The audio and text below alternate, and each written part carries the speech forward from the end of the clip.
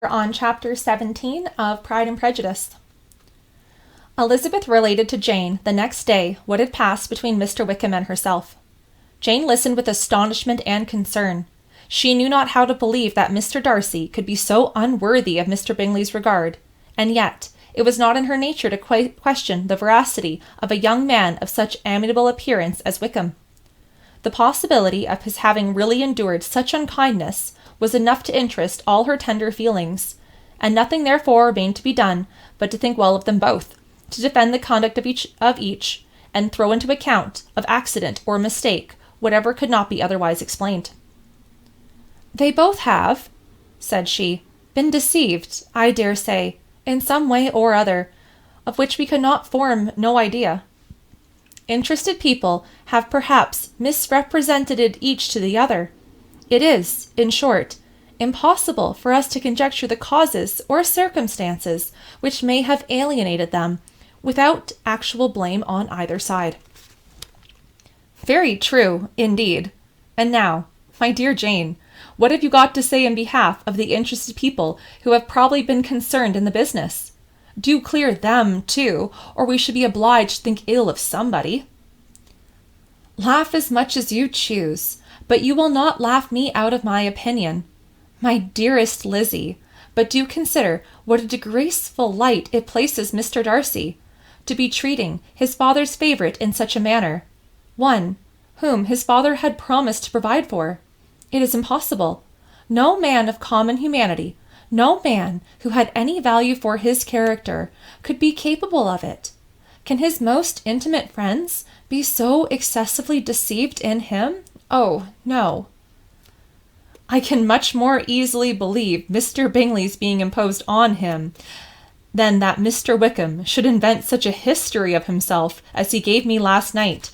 Names, facts, everything mentioned without ceremony. If it be not so, let Mr. Darcy contradict it. Besides, there was truth in his looks." "It is difficult, indeed. It is distressing. One does not know what to think." "I beg your pardon. One knows exactly what to think." But Jane could think with certainty on only one point, that Mr. Bingley, if he had been imposed on, would have much to suffer when the affair became public. The two ladies were summoned from the shrubbery where this conversation passed by the arrival of some of the very persons of whom they had been speaking. Mr. Bingley and his sisters came to give their personal invitation for the long-expected ball at Netherfield, which was fixed for the following Tuesday. The two ladies were delighted to see their friend again, called it an age since they had met, and repeatedly asked what she had been doing with herself since their separation. To the rest of the family they paid little attention, avoiding Mrs. Bennet as much as possible, not saying much to Elizabeth, and nothing at all to the others. They were soon gone again, rising from their seats with an activity which took their brother by surprise, and hurrying off as if eager to escape from Mrs. Bennet's civilities. The prospect of the Netherfield ball was extremely agreeable to every female of the family. Mrs. Bennet chose to consider it as given in compliment to her eldest daughter, and was particularly flattered by receiving the invitation from Mr. Bingley himself, instead of a ceremonious card. Jane pictured to herself a happy evening in the society of her two friends and the attentions of their brother, and Elizabeth thought with pleasure of dancing a great deal with Mr. Wickham, and of seeing a confirmation of everything in Mr. Darcy's look and behaviour. The happiness anticipated by Catherine and Lydia depended less on a single event, or any particular person, for though they each, like Elizabeth, meant to dance half the evening with Mr. Wickham, he was by no means the only partner who could satisfy them, and a ball was, at any rate, a ball. And even Mary could assure her family that she had no disinclination for it. "Well, I can have mornings to myself," said she. "It is enough. I can think it no sacrifice to join occasionally in evening engagements. Society has claims on us all, and I profess myself one of those who consider intervals of recreation and amusement as desirable for everybody." Elizabeth's spirits were so high on the occasion that, though she did not often speak unnecessarily to Mr. Collins, she could not help asking him whether he intended to accept Mr. Bingley's invitation, and if he did, whether he would think it proper to join in on the evening's amusement, and she was rather surprised to find that he entertained no scruple whatever on that head, and was very far from dreading a rebuke from either the Archbishop or Lady Catherine de Bourgh by venturing to dance. "I am by no means of opinion, I assure you," said he, "that a ball of this kind, given by a young man of character to respectable people, can have any evil tendency, and I am so far from objecting to dancing myself, that I shall hope to be honoured with the hands of all my fair cousins in the course of the evening. I take this opportunity of soliciting yours, Miss Elizabeth, for the first 2 dances especially, a preference which I trust my cousin Jane will attribute to the right cause, and not to any disrespect for her." Elizabeth felt herself completely taken in.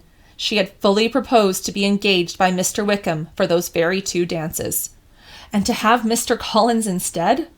Her liveliness had never been worse timed. There was no help for it, however. Wickham's happiness and her own was perforce delayed a little longer, and Mr. Collins' proposal accepted with as good a grace as she could. She was not the better pleased with his gallantry, for the idea of it suggested of something more. It now first struck her that she was selected from among her sisters as worthy of being the mistress of Hunsford Parsonage, and of assisting to form a quadrille tasle at Rosings, in the absence of more eligible visitors. The idea soon reached its conviction, as she observed his increasing civilities towards herself, and heard his frequent attempt at a compliment on her wit and vivacity, and though more astonished than gratified herself by this effect of her charms, it was not long before her mother gave her to understand as to the probability of their marriage was exceedingly agreeable to her. Elizabeth, however, did not choose to take the hint, being well aware that a serious dispute must take the consequence of any reply. Mr. Collins might never make the offer. Until he did, it was useless to quarrel about him. If there had not been a Netherfield ball to prepare for and talk of, the younger Miss Bennets would have been in a pitiable state at this time, for, from the day of the invitation to the day of the ball, there was such a succession of rain as prevented their walking to Meryton once. No aunt, no officers, no news to be sought after. The very shoe roses for Netherfield were got by proxy.